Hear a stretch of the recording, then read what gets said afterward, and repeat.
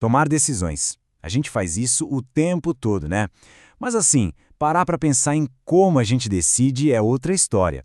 E olha, essa é uma habilidade que, sério, define o nosso futuro, tanto na vida pessoal quanto na carreira. Hoje, a gente vai desvendar o passo a passo de uma boa decisão, um caminho que começa na escola e vai até o sucesso. Parar para pensar, só hoje, quantas decisões já não rolaram? A roupa que ia vestir, qual o melhor caminho para a escola, com quem sentar no intervalo, ou até umas decisões mais tensas, tipo escolher o tema daquele trabalho em grupo que vale nota, ou decidir se vale a pena torrar os últimos trocados no lanche da cantina. Pode até não parecer, mas a lógica por trás de todas essas pequenas escolhas é exatamente a mesma que uma empresa gigante usa para lançar um produto novo. É tudo sobre analisar as opções, pensar no que pode acontecer e então escolher um caminho, ok? Vamos mergulhar nisso de cabeça. Então, esse aqui é o nosso roteiro, nosso mapa. A gente vai começar entendendo a base de uma boa escolha. Depois vamos aplicar isso num caso prático, ver como uma única decisão se desdobra em várias outras e, claro, como lidar com os problemas que sempre aparecem. E no final, fica aí um desafio para a gente pensar junto. Bom, tudo começa em definir o que a gente está fazendo de verdade quando decide alguma coisa. Não é só um chute, sabe? É um processo. Então, o ponto central é este aqui. Processo decisório é um método. É ter um passo a passo para não se perder no meio do caminho.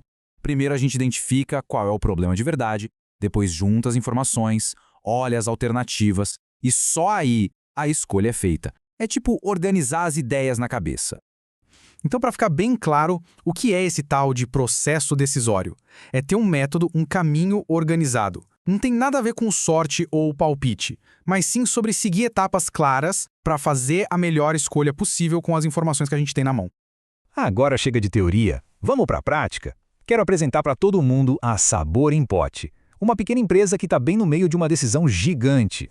O desafio deles é bem claro. Para crescer, eles precisam de algo novo no cardápio. Mas algo novo é muito vago, né? Então o primeiro passo, que é identificar o problema, já foi. O problema é qual produto a gente lança para conseguir expandir o negócio. Com o problema definido, a equipe não pode simplesmente escolher o que parece mais gostoso. Eles precisam de dados. É hora de botar as opções na mesa e analisar tudo friamente. Eles chegaram a 3 finalistas. Um suco detox, que é super moderno, mas é caro para começar. Pães artesanais, que são chiques, mas demoram mais para fazer. E um bolo de pote funcional, que está na onda fitness e tem um custo mais tranquilo.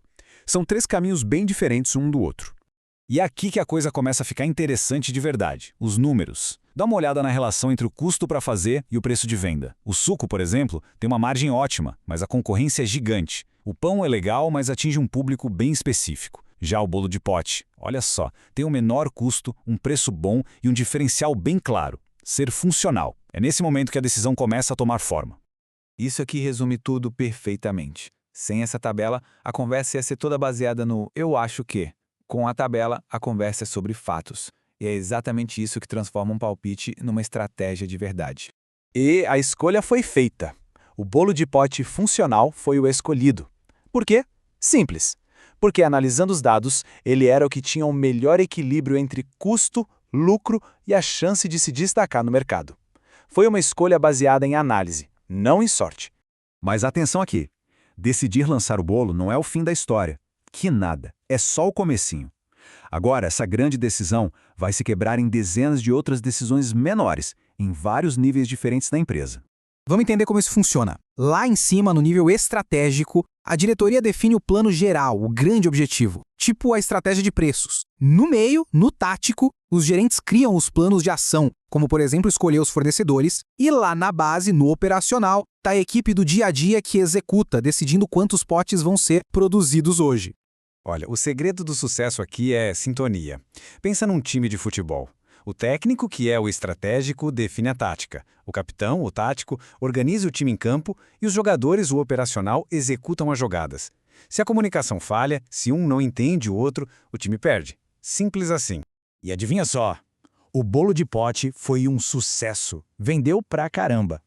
Só que toda decisão, mesmo uma boa, gera consequências. E o sucesso da Sabor em Pote trouxe uma avalanche de novos problemas para resolver. Aconteceu o seguinte: o pessoal da cozinha não estava dando conta de tanto pedido.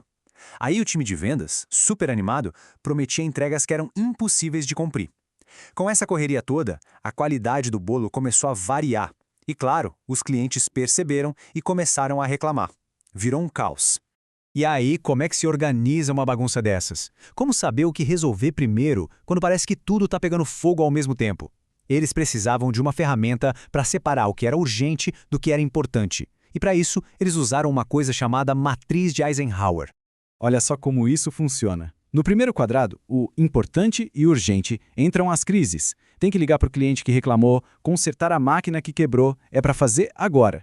No segundo, importante, mas não urgente, vai o planejamento, pesquisar fornecedores melhores, pagar as contas, são tarefas para agendar, para planejar.